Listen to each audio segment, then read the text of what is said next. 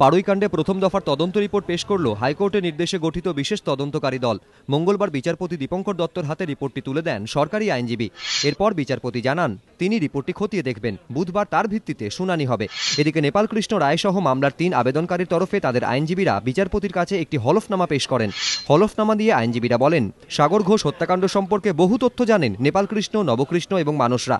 কারা ঘটনা ঘটিয়েছে, কিভাবে ঘটিয়েছে তা বলতে তারা ইচ্ছুক। সেই সমস্ত তথ্য হলফনামায় রয়েছে। একই সঙ্গে আদালতে তাদের আর্জি, বিশেষ তদন্তকারী দল যেন এই 3 মামলাকারীর বয়ান নেয়।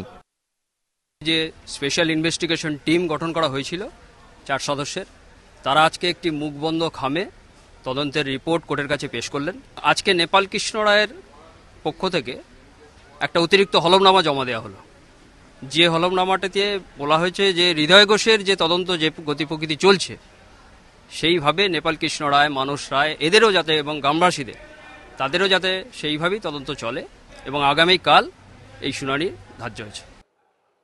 এই 3 জনের আবেদনের ভিত্তিতে ডিসেম্বরে সিআইডি তদন্তের নির্দেশ দেয় হাইকোর্ট। যদিও তদন্তে সন্তুষ্ট না হওয়ায় 14 ফেব্রুয়ারি বিশেষ তদন্তকারী দল গড়ে পাড়ুইকাণ্ডের তদন্তের নির্দেশ দেন বিচারপতি।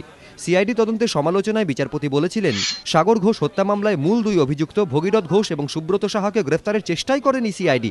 চাপের মুখে কাজ করেছেন তদন্তকারী অফিসাররা। সিআইডির পর এখন তদন্তে সিট।